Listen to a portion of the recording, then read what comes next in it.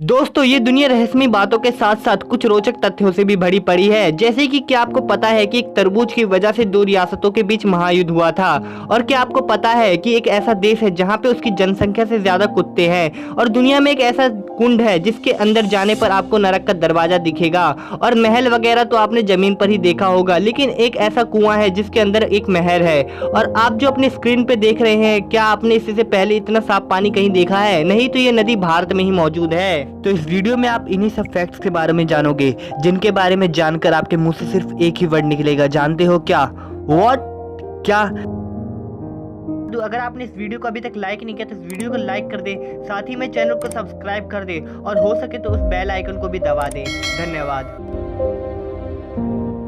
दोस्तों मतीरे की राड नामक लड़ाई 1644 ईस्वी में लड़ी गई थी।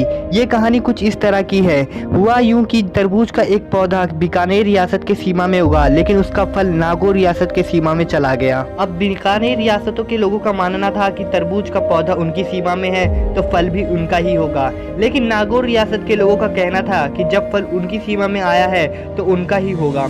इसी बात को लेकर दोनों रियासतों में झगड़ा हो गया और धीरे धीरे झगड़ा एक खूनी लड़ाई में तब्दील हो गया। और मजे की बात तो ये है कि जब ये बात उनके राजा को पता चली तो वो उनके राजा भी आपस में लड़ने लगे।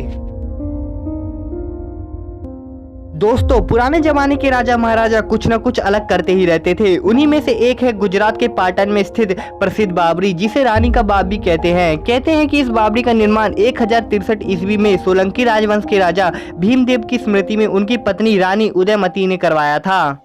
इस बाबरी का आकार एक कुएं जैसा है, जिसके अंदर एक पूरा का पूरा महल है। दोस्तों इस दुनिया में एक ऐसा कुंड भी है जिसे डोर टू हेल के साथ साथ हेल्पर साइड भी कहा जाता है। इस रहस्यमय कुंड का नाम भीम कुंड है। इस कुंड के बारे में कहा जाता है कि इसका निर्माण भीम ने किया था। इस कुंड के बारे में यह भी कहा जाता है कि जब भी दुनिया में कोई प्राकृतिक घटना होती है तो इसका पानी अपने आप बढ़ जाता है। और रही इसकी गहराई की बात, तो कहते हैं कि इसकी गहराई का पता करने के लिए विदेशी वैज्ञानिकों के साथ साथ डिस्कवरी चैनल ने भी खूब कोशिश की, लेकिन उन्हें सिर्फ हार ही मिली। दोस्तों हमारे देश भारत और चाइना में तो लोगों और पॉल्यूशन की तादाद ज्यादा है, लेकिन दुनिया में कई ऐसे देश हैं जहां ज्यादातर जानवर ही हैं। जैसे कि फ्रांस की राजधानी पेरिस में जितने व्यक्ति हैं उससे कई ज्यादा संख्या कुत्तों की है।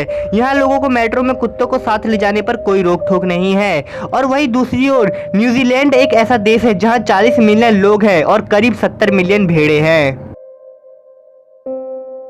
दोस्तों हम इंसानों ने अपनी इस दुनिया के साथ साथ हमारे यहाँ के नदियों को भी गंदा कर दिया है, लेकिन मेघालय में एक नदी है उमंगकोट नदी, जिसे भारत की सबसे साफ नदी कहा जाता है। यह नदी मालवीय नगर गांव के पास है, जिसे एशिया का सबसे स्वच्छ गांव कहा जाता है।